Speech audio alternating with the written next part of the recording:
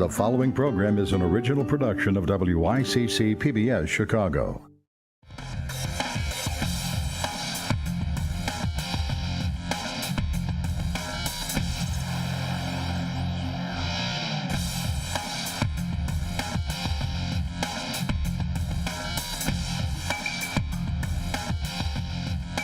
Good evening. I'm Chris Bury. Welcome to a special presentation of In the Loop, a look at the state of education in Chicago. The Chicago public school system is the third largest in the United States. The majority of students are minorities. And some studies show that the racial divide in Chicago schools hurts the quality of education, that far too often African American and Latino students are separate and unequal when it comes to opportunities for learning. The schools, K through 12, white children and black in the same classroom. It has been 60 years since the U.S. Supreme Court ruled in Brown versus Board of Education that all children are entitled to an equal education under the law. But here in Chicago, studies show the educational advancements that many expected because of that landmark ruling have failed to materialize. Instead, for children in Chicago public schools, segregation along racial lines is still the norm. In fact, it's growing. Some parents, such as Omika Bolden, say Chicago's public schools discriminate against black and brown students by providing inferior resources in minority communities. Omika was so concerned she moved to the suburb of Evergreen Park.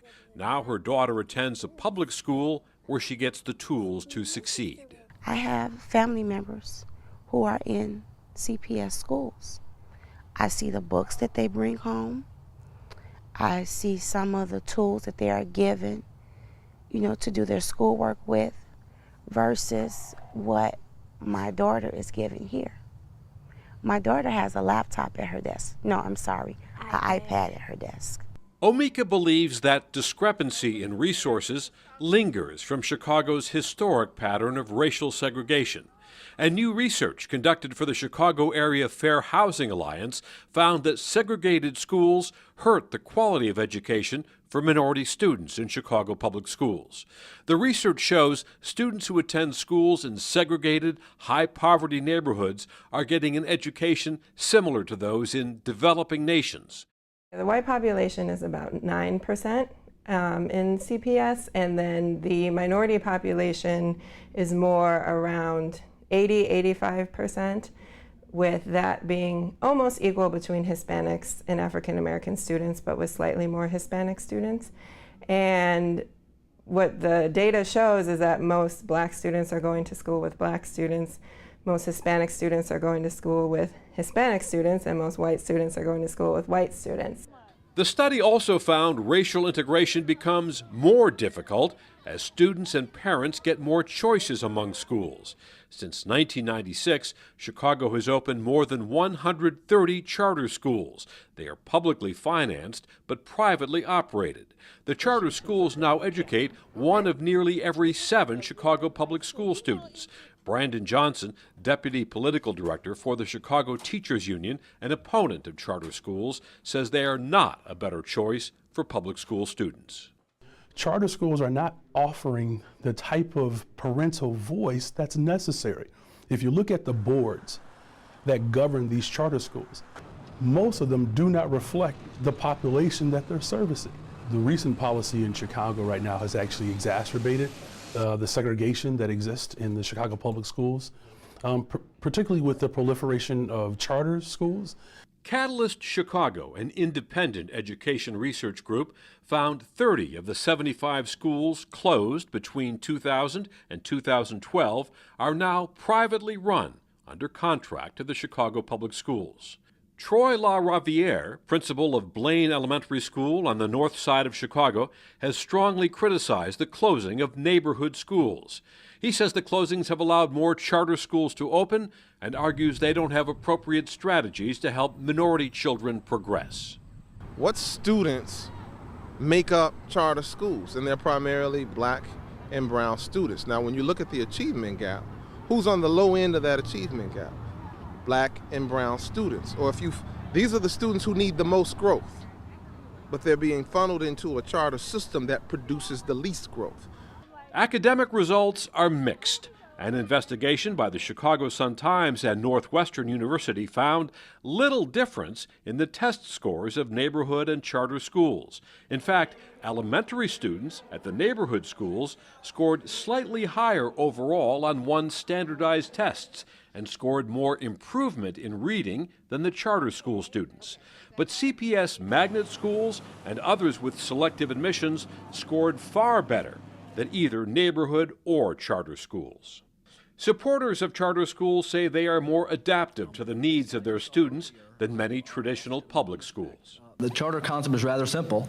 It's that a performance contract is granted to a group of educators to run a school, and in exchange for flexibility to the school on things like longer school day, curriculum choices, testing batteries, the school has to produce results. If the school doesn't produce results, it can be closed.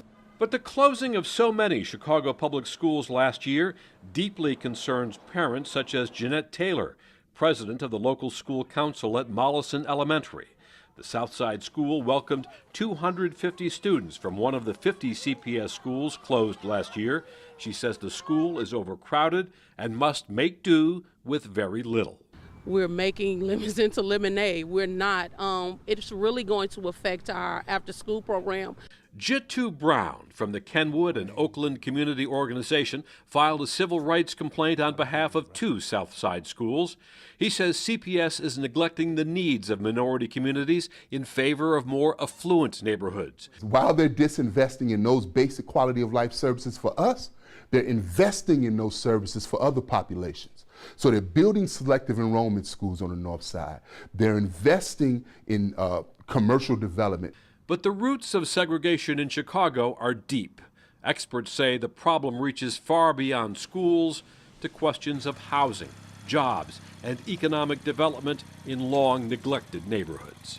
The housing segregation in Chicago and the school segregation are clearly linked, and that we need to invest more in communities that have faced a housing crisis, have faced foreclosures and vacancies, because that's affecting the school system. A good school in your neighborhood is the foundation of everything. This is the only stable institution that we have in our communities. And so if you unstabilize the school, then what do our children have? Now we're joined by 3 guests who have strong feelings on education. They are Miguel del Valle, Commissioner for the Illinois Commerce Commission, Lorraine Forte, Editor-in-Chief, Catalyst Chicago, and Dwayne Turner, educator and CPS parent. Thanks everybody for joining us today. Welcome. Miguel, Thanks. Let's start with you. Aren't Chicago schools segregated simply because the neighborhoods here in Chicago are so racially divided? Absolutely. It's not just racial segregation, it's economic segregation. It's housing segregation. These things are all tied.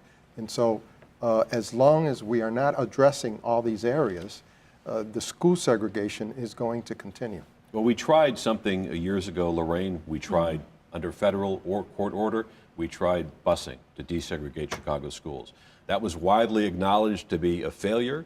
So what's the answer now? Well, as Miguel just said, the answer, well, and the problem really lies in housing patterns. Until we can develop communities to the level where people, you know, of all races want to live in them and come together and support their local school, their local business, their, you know, local church or whatever, it's going to continue to be a problem. I did not grow up in Chicago. I grew up mostly in Ohio, and in the district where I went, I rode the bus. It was a voluntary busing agreement in that community, and I rode the bus to a school in a little higher economic community and got a good education. But, you know, sometimes those things don't work, and apparently it didn't work in Chicago because the city just has such a long history of racial tension and divisiveness. Dwayne, we heard a parent in the opening report there talk about the different resources that her child now has an iPad. Is it that simple? Is it really just a matter of resources that separates the races in the schools? Well, I think it's a big part of it, but also I think it has something to do with you can't talk about schools without talking about all of these issues, such as housing, such as economic development in the neighborhood. So all of those things go into creating, stable communities and stable schools. But also, I think it's the approach that you have to the curriculum. And so, with this issue about public education, I think what parents are looking for is they're looking for innovation, they're looking for a quality education, and they're looking for safety. And so it's very difficult to have those things if you have a system that is pulling resources out of one particular school system or one particular part of town and giving it to another. This all ties into the ever-raging debate over charter schools. And Miguel, the Chicago Teachers Union has called for a moratorium on new charter schools. Are they right? I think they're right to bring up the issue and shed light on the issue that we're developing a dual system of public education in the state of Illinois and in the city of Chicago, and that we are doing it at the expense of neighborhood schools. Neighborhood schools that are the anchor. I think the parent in the introductory piece said it well. You destroy an anchor, then you're further destabilizing a community. And that's what's happened time and time again in the city of Chicago.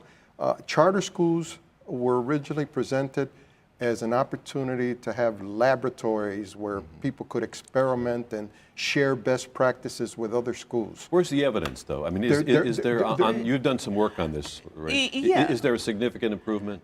No, and the Sun-Times did that report, and there's been other research, people at universities, and none of it shows that charters in and of themselves as a group are any better. At most, you would say that they're equal, but the idea of and how charters have evolved kind of actually works against the idea of creating, a stable neighborhood and community, because you could open a charter, right across the street, but your child still has to enter a lottery to get into that school. So it doesn't function as, a neighborhood institution really at all. And CPS has opened them saying, well, parents want choice, choice, choice. And well, there's a parent sitting right next to you. Right, there's a parent right next to you. Let's hear from the parent here. Yeah, and I definitely want to jump in on this because, the charter school movement, they always talk about, well, we're public schools too. But I think in terms of their connection to the community, number one, there isn't the accountability that neighborhood public schools have in terms of they do not have an elected school board. So there's less democratic participation.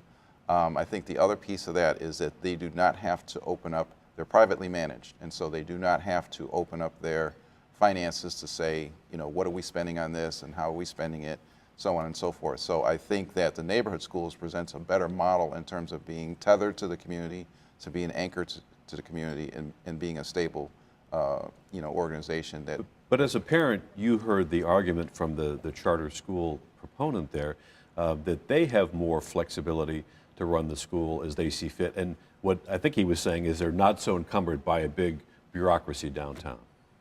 Well, and I said previously that parents do want innovation, they do want choice, but I think it's a false choice to say that charter schools provide that because, number one, they're not providing the innovation.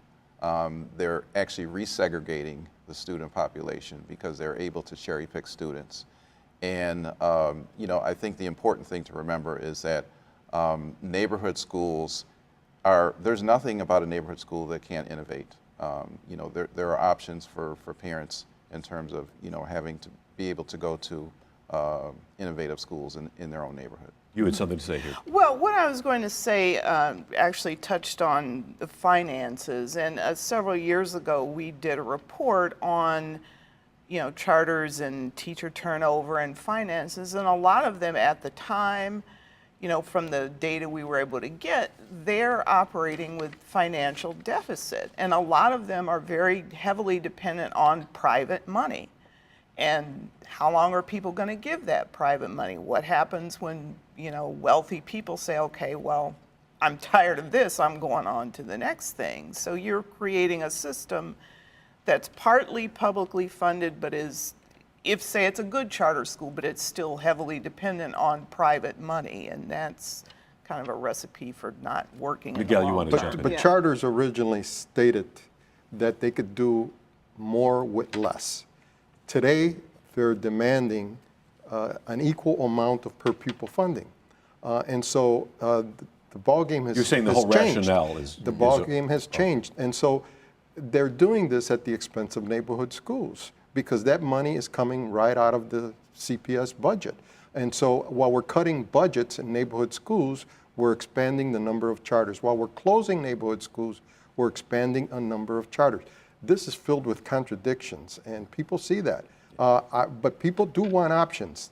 They want options within the system, no doubt about it. Parents want a safe environment for their children. They want a quality education. They're willing to put their kids on a bus anywhere as long as they're getting those things. Let's address that first point. For many students, just getting to school safely is a real concern. In 2009, CPS created the Safe Passage program designed to make the walk to and from school more secure. Recently, Governor Quinn approved millions of more dollars to expand the program. Let's hear what Mayor Emanuel had to say. But with the governor's help, I talked to him a couple of weeks ago, he saw the success of what you did last year. Attendance was up, safety was improved, and he's provided the city of Chicago an additional $10 million to expand safe spaces. Well, another $10 million, and it looks like we're going to have about 2,000 employees working for Safe Passage. Dwayne, is this a good use of taxpayer money to keep this kind of program up year after year at those numbers, $10 million? Well, I'm never going to argue that having an extra set of eyes or, people on the street as students go to and from school is a bad thing. But I think it's a Band-Aid that's masking the real problem. And I think the real problem is that when you are shuttering, since 2001, over 100 schools have been closed, you create blight. And so there's a disinvestment that's occurring in the community on many different levels. And so I think that the money that they're spending on Safe Passage really should be put back into the schools, really should be put back into the communities.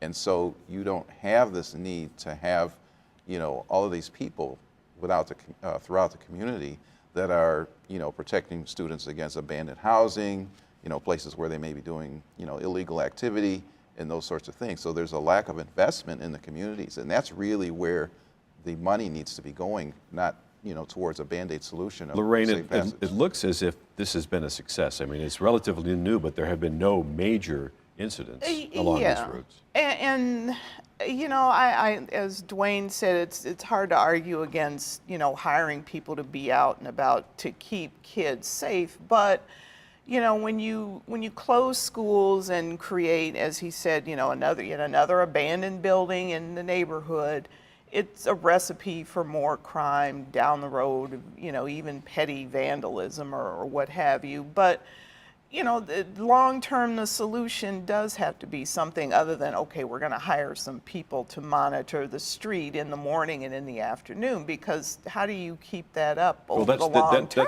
It's $10 million for 1 That's year. exactly Now the what's question. happening? How do you sustain that? I mean, 2,000 employees, $10 million. Good question. And first of all, I want to say this is not new. We had parent safety patrols in our schools.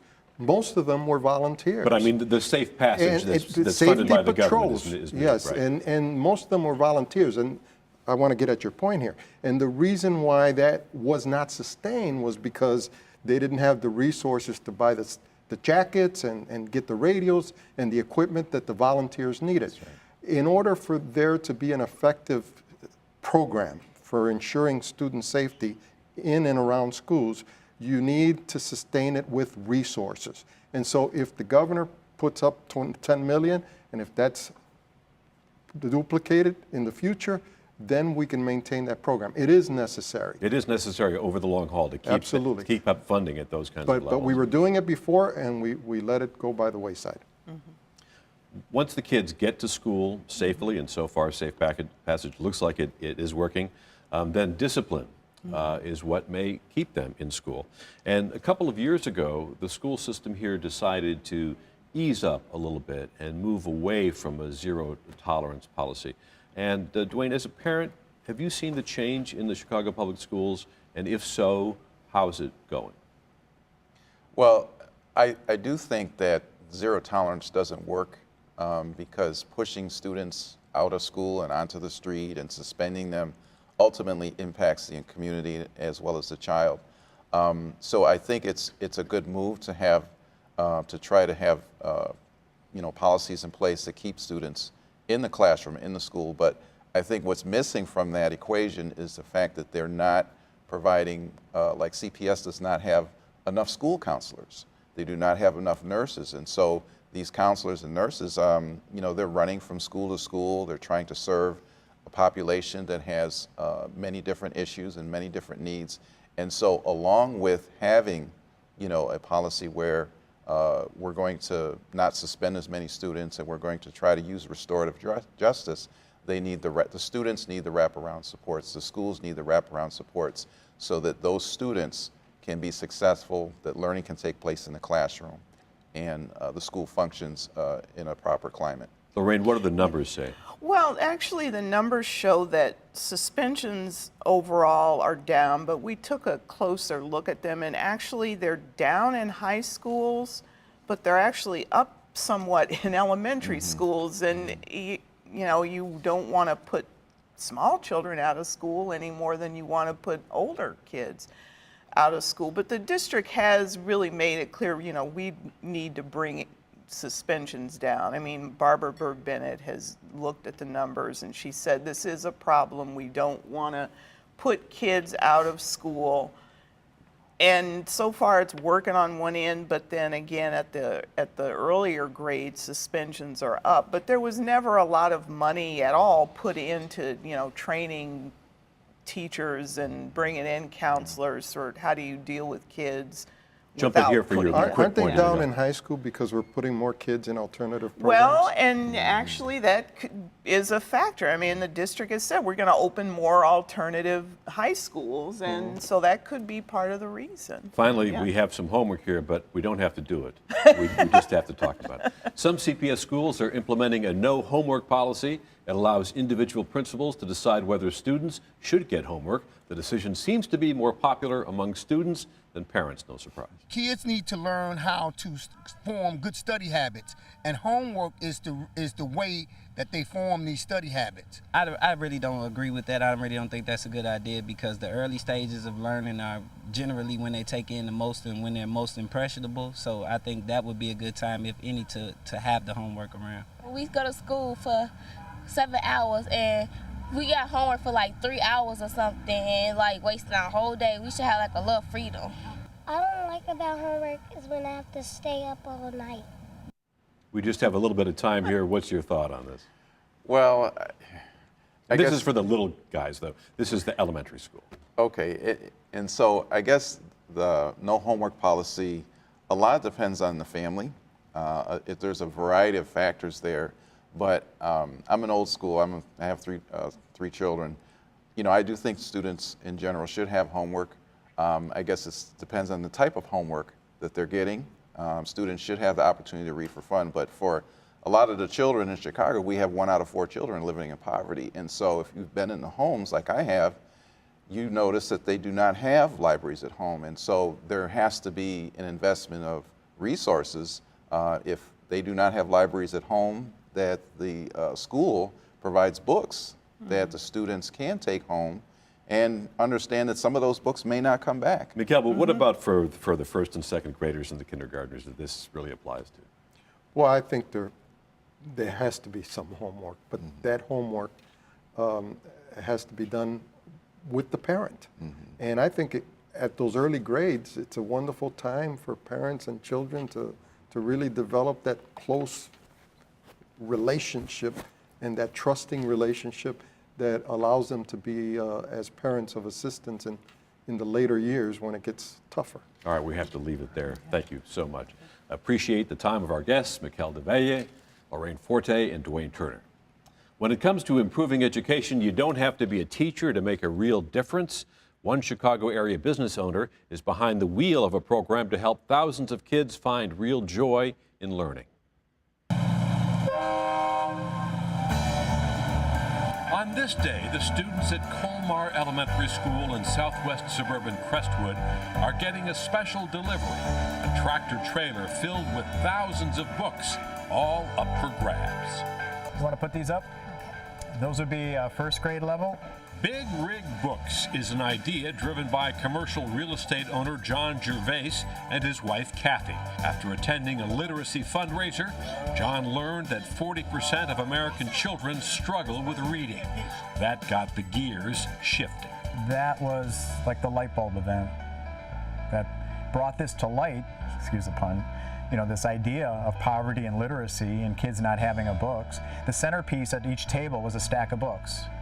And each child, a child was assigned to a table, and there was maybe 50 tables there, and they got to keep the books and take them home with them after the event was over, and they were so excited about that. John had a truck and a vision.